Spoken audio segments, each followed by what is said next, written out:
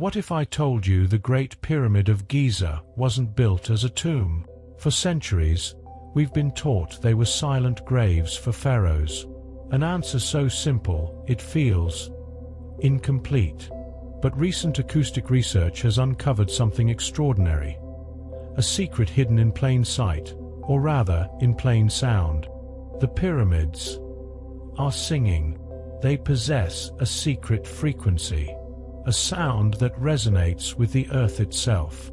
And what if I told you that unlocking this frequency might be the key to unlocking yourself? To understand, we must first understand the sound that shapes our modern world. This is 440 Hz, known as concert pitch, standardized in 1955. It's what we hear every day. But it wasn't always this way. For centuries, tuning was softer. The composer Giuseppe Verdi argued for a different standard, 432 Hz. Verdi felt this frequency was more natural. He wasn't alone. Follow the math. 432 Hz is mathematically consistent with the patterns of the universe. The Schumann resonance, the heartbeat of the Earth, vibrates at 7.83 Hz. If you follow the harmonic scale upwards, you land very close to 432 Hz. This frequency appears in measurements of the sun, the moon, the precession of the equinoxes. It's woven into the fabric of sacred geometry. So, we have a conflict. A standardized modern frequency, 440 Hz, that some call intellectual but disconnected, and an ancient mathematical frequency, 432 Hz, that proponents call natural, cosmic, and healing. The question is, did the ancient Egyptians know this? And did they build a machine to harness it? Let's go back to Giza. The dominant theory, a tomb for the pharaoh Khufu. There is just one problem. When Khufu's tomb, the king's chamber, was opened, it was empty. No mummy, no treasures, no hieroglyphs, nothing. What it does have is acoustics. Imagine you are that first explorer. You climb the grand gallery, you duck into the antechamber, and you step inside the king's chamber. It is built entirely of red granite, heavy with quartz crystal. The atmosphere is heavy, oppressive. You make a sound. You hum, and the sound doesn't echo. It doesn't die. It builds. The granite walls begin to vibrate in your chest. The sound is alive. This is not an accident. This is acoustic architecture. Researchers found the pyramid functions as a massive resonance chamber. It's a precisely engineered instrument. Theorists like Christopher Dunn proposed the pyramid was a power plant, using water to create vibrations. But what frequency? In 1997, acoustic engineer John Stuart Reid conducted groundbreaking experiments.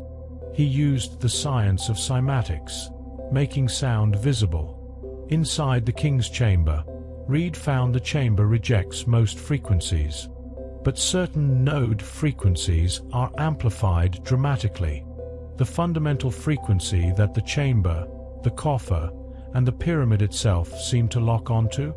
They all relate back to 432 Hz.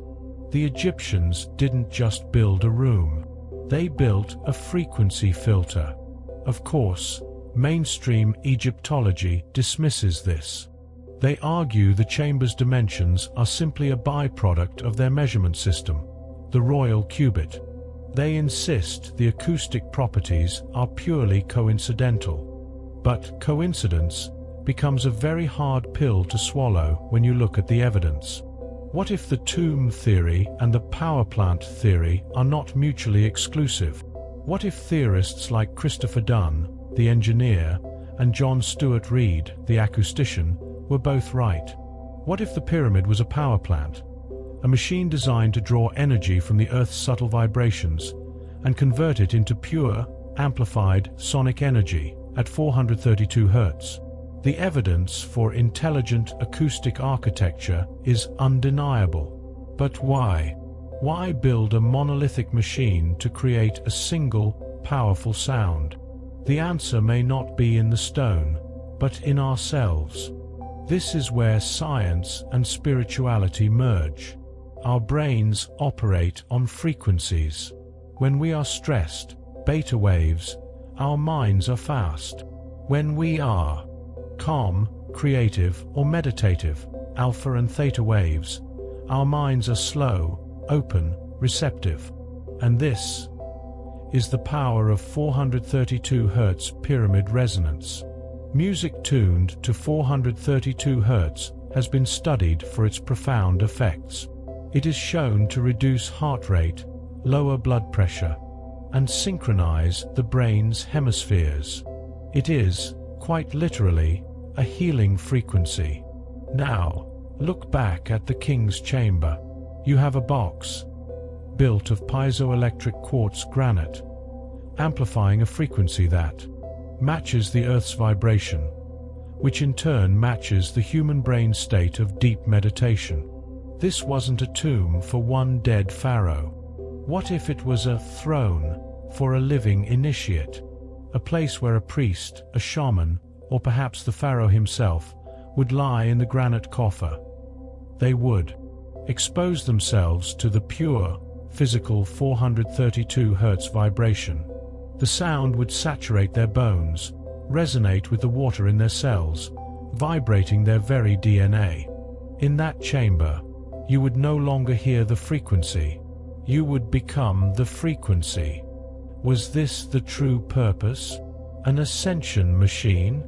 Did the ancient Egyptians build a massive stone instrument, not for the dead, but for the living?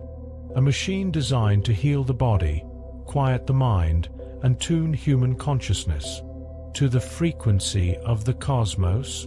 The stones of Giza remain silent, but their frequency, their vibration, is still there, waiting to be heard.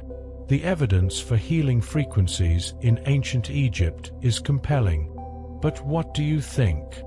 Was the pyramid a tomb, a power plant, or a sophisticated center for sound healing and spiritual ascension?